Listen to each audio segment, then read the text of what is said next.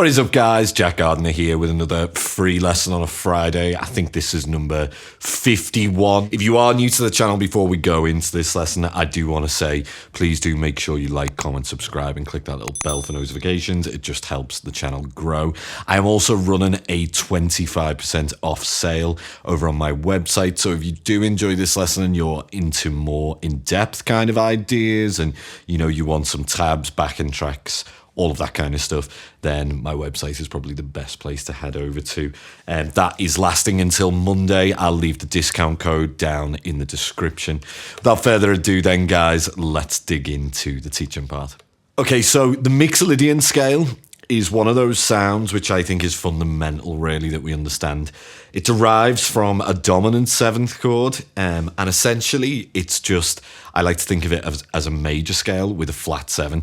So if we were to look at it in terms of intervals, we'll do it in the key of G just because the backing track was in the key of G. So we'd have this root, major second, major third, perfect fourth, perfect fifth, major sixth, and then we've got a minor seven, that's that flat seven, and then the root. So all together. And we typically play it over dominant seventh chord, these kind of sounds.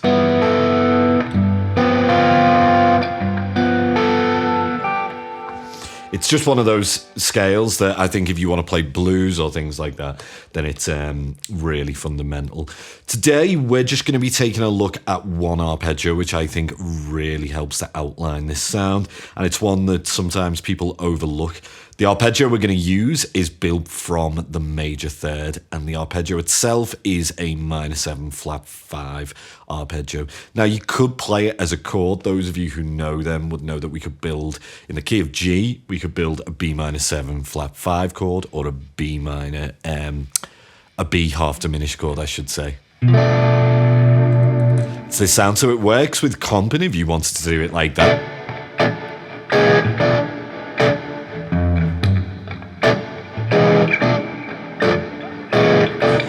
You might think, why? Well, essentially, we have to look at the intervals in relation to the root of G. So the root of the B, if we put that in relation to a G, is actually the major third. If we play this note D here, then that is actually the perfect fifth of G. If we play this note here, the note F, that is actually the flat seven of G. And if we play this note here, the note A, that is actually the major nine of G. So really, that's kind of spelling out like a G9 chord, a G dominant 9 chord, if you like. Sounds lovely, but we could also incorporate that into our lines then. So if you know B minor 7 flat 5 arpeggios around the neck, then you can create really cool sounding lines if you mix it within your, you know, the knowledge which you already have within a G Mixolydian scale. So all that was slow was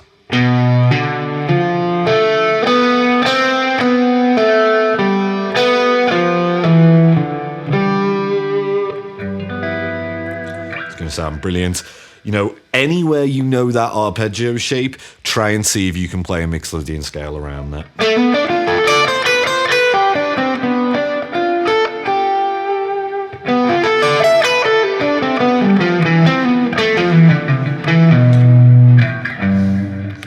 It's just a really, really cool sound. Now, my suggestion would be then to outline your minor 7 flat 5 arpeggios all across the fretboard if you don't know them already, and just take small fragments to experiment with.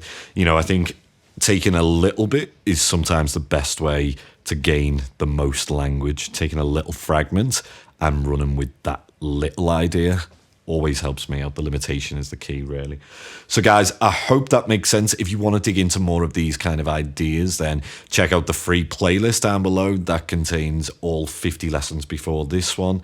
And then if you want more in-depth lessons, like with backing tracks and tabs and things like that, then please do check over the lessons over at my website.